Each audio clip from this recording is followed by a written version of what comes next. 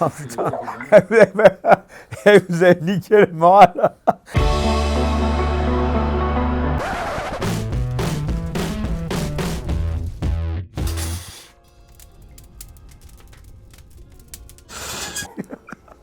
J'en peux plus de le voir, lui. Roselito, l'enfant à la voix d'or. Bah écoutez, c'est l'erreur. En fait, j'en ai parlé très tôt et en fait, maintenant, on me l'en sort à chaque fois. Bah écoutez, ouais, c'est l'Espagne dans sa splendeur, voilà. J'avais à peu près la même coupe quand j'étais gamin. Tous les enfants d'Espagne avaient ça, voilà. Qu'est-ce que vous voulez? Quand c'est la mode, c'est la mode, hein.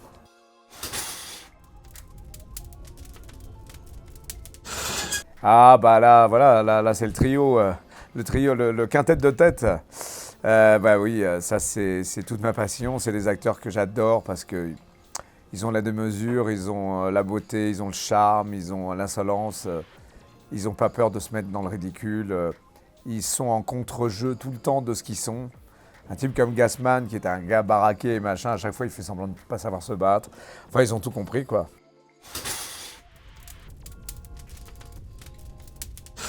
Ouais, c'est un ami à moi qui s'appelle Philippe, et Philippe Demange, et qui est encore quelqu'un de très important parce il me stimule encore par rapport à sa force de vie. Dans ces années, je dirais 70, 68, 70, il y avait une espèce de grande austérité en France encore, avec tout était laid. Même la couleur de l'air était froide. Si vous regardez des films de cette époque-là, c'est flagrant, tout était, il n'y avait pas d'esthétique. Et tout d'un coup, la couleur est arrivée, c'est-à-dire que le design est arrivé, le fun est arrivé. Après 74, 75, jusqu'à 80 ont été des années sublimes parce que tout d'un coup, c'était des 30 glorieuses, les gens avaient du travail, ils avaient envie de s'éclater et voilà, c'est le début de, voilà, c'est les bronzés, c'est le début du Club Med, c'est tous les trucs qui étaient faits pour la civilisation des loisirs. Et moi, la lumière est arrivée aussi à ce moment-là, quoi.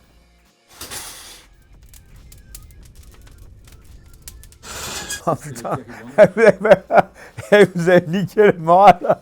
Roselito, déjà, c'est un coup de fusil. Et là, l'homme du Picardie, je lui coule son bateau. C'est un acteur formidable, c'est un superbe acteur, mais c'est l'ennui, quoi. C'est monstrueux. Le crépi, et le mec, à chaque fois qu'il fait un truc, on dirait qu'on lui a écrasé une clope sur sa pompe. Je sais pas comment on pourrait regarder ça. Il y avait que ça en plus, donc on était obligé de se taper 1 heure de déprime. Mais avec un acteur hors pair, hein, des acteurs superbes.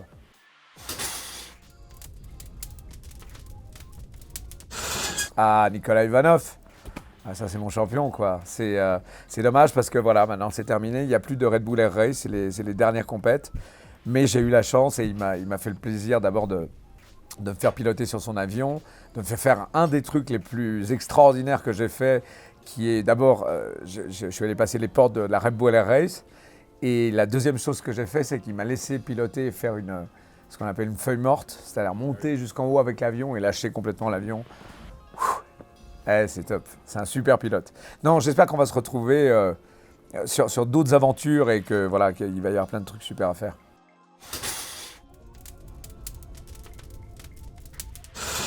Comment est né ce projet?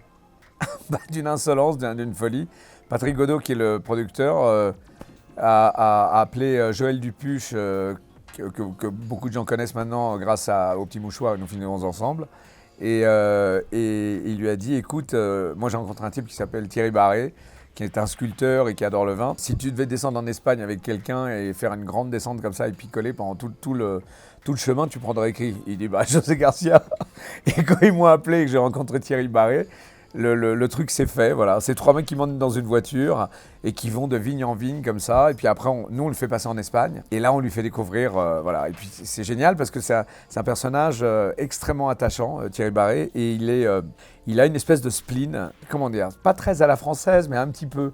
Il a un petit côté un petit peu bougon. Il est très mignon.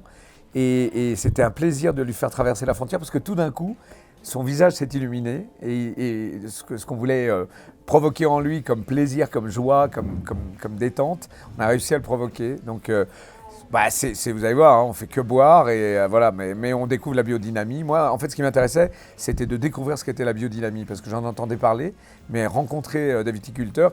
Et là, on va faire, c'est ce qui me plaît le plus, hein, on va faire le projet du président vendredi. Et Joël Dupuche vient avec 600 huîtres et on va boire des coups avec les gens de la station. Donc voilà.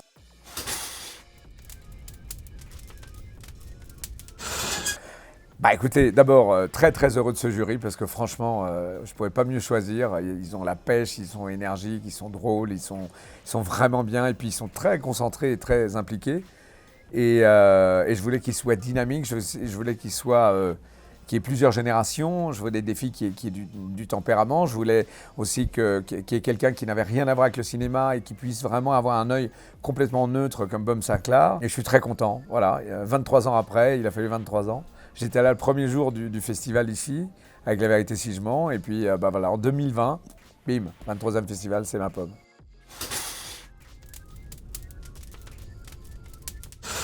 Ah ça j'adore, les grands mythes, ouais. La mythologie grecque, c'est une très belle série en plus avec des dessins et très claire si vous voulez, parce que la mythologie est quand même assez complexe et elle est assez juste dans la violence et la brutalité des dieux et on voit la complexité en fait de l'âme humaine avec la mythologie grecque. Ouais.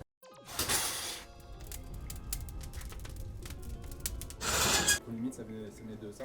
De Strange, ouais, ça c'est un des plus beaux chocs. Quand j'ai découvert ça, alors là, je suis devenu fou, quoi. Et maintenant que Marvel fasse ça, le Surfeur d'argent, Iron Man, c'était vraiment un monde qui m'apparaissait comme ça et 1000 fois plus fort que Astérix ou 1000 fois plus fort que Tintin, parce que là, vraiment, il y avait un monde imaginaire cosmique, délirant, avec des super pouvoirs. C'était vraiment top.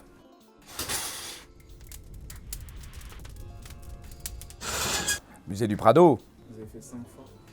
Oh, je le fais encore plus. Parce qu'en fait, à chaque fois qu'on a un interprète, quelqu'un qui vous fait des interprétations d'œuvres, c'est super intéressant parce qu'il y a plein de choses différentes qui arrivent, quoi.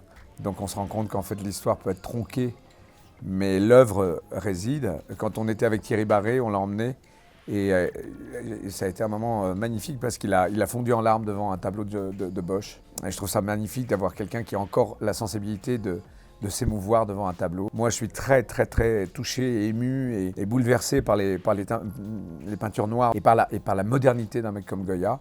Évidemment, après, j'adore l'art contemporain, il y a plein d'autres œuvres, mais voilà, c'est ma petite Madeleine de Proust à moi, mon petit moment à moi. Ouais.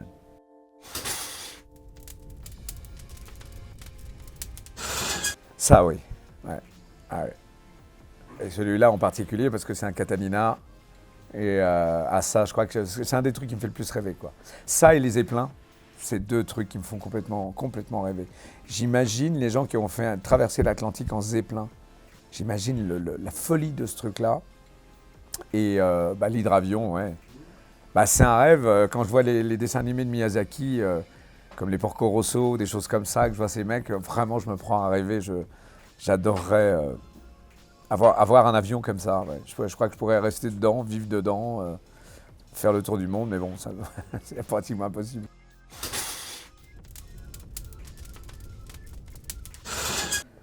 Ça, c'est l'association de la passion et le partage.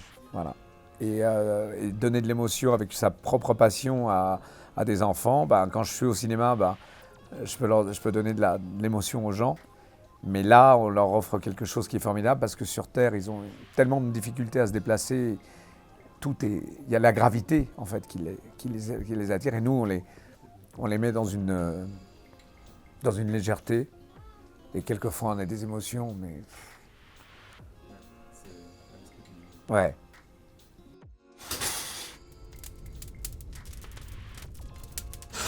Il y a un homme face à moi qui s'est battu avec un requin. Non, pas du tout. C'est que je faisais des sauts en kite et je me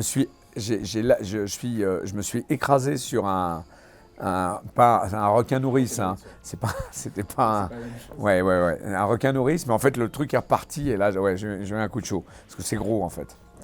Mais j'étais au-dessus donc ça allait. Ouais. J'ai toujours peur en fait dans les îles comme ça. Personne ne veut jamais me le dire, mais il y a des raies pastonargues qui vont à une vitesse de dingue et qui sont armés. Et je dis à chaque fois aux gars, je dis quand même, il y a une raie pastonargue qui passe à cette vitesse. Tu sautes, tu retombes, tu lui tombes un peu dessus, pouf, elle te pique dans le dos et tu restes comme ça pendant 1 heure, mort avec ta voile en l'air. Et tout le monde me dit, mais non, mais elle te sent tout de suite. Vous verrez qu'un de ces cas, ça va débouler. Et moi, je me méfie tout le temps. Merci beaucoup. Merci.